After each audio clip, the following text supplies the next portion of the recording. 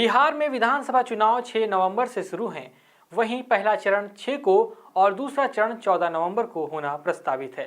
मतगणना का कार्य 14 नवंबर को किया जाएगा। इसी बीच बिहार से एक बड़ी खबर सामने आई है।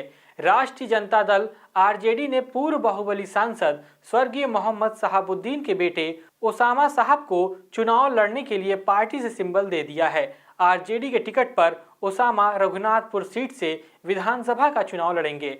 मौजूदा आरजेडी विधायक हरिशंकर यादव ने अपनी सीट छोड़कर ओसामा को समर्थन देने का ऐलान किया है।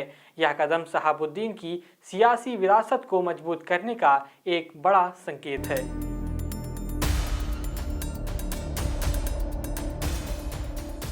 आरजेडी की तरफ से रघुनाथपुर सीट से शहाबुद्दीन के बेटे ओसामा को टिकट दिए जाने पर बीजेपी भड़क गई है।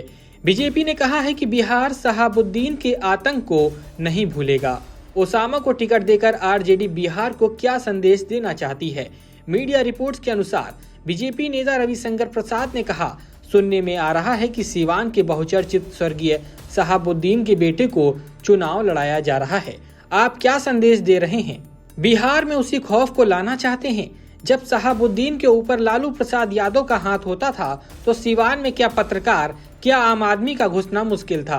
क्या हिंदू, क्या मुसलमान, सभी मारे जाते हैं और यह हम सभी जानते हैं। आरजेडी के टिकट पर रघुनाथपुर सीट से चुनाव लड़ने जा रहे शहाबुद्दीन के बेटे ओसामा साहब के व्यक्तिगत जीवन पर एक नजर डालें तो ओसामा का जन्म 12 जून 1995 को सिवान में हुआ था। शुरुआती पढ़ाई सिवान में ही हुई है।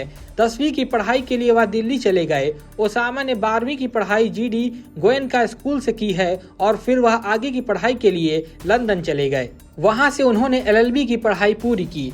ओसामा की शादी 2021 में सिवान की ही आयशा से हुई।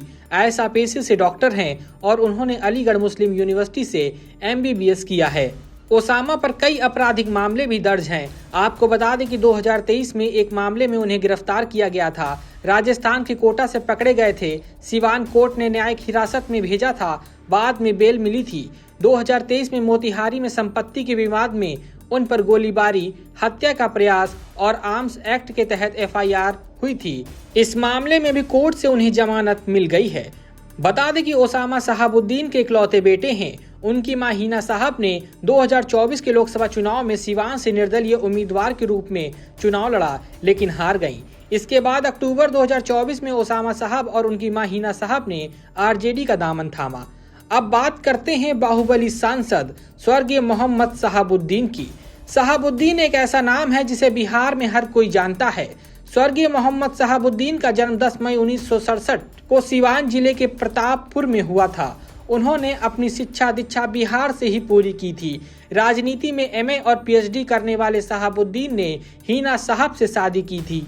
उनका एक बेटा और 2 बेटी हैं। शहाबुद्दीन ने कॉलेज से ही अपराध और राजनीति की दुनिया में कदम रखा था। किसी फिल्मी किरदार से दिखने वाले मोहम्मद शहाबुद्दीन की कहानी भी फिल्मी सी लगती है। उन्होंने कुछ ही वर्षों में अपराध और राजनीति में काफी नाम कमाया। 80 के दशक में शहाबुद्दीन का नाम पहली बार आपराधिक मामले में सामने आया था।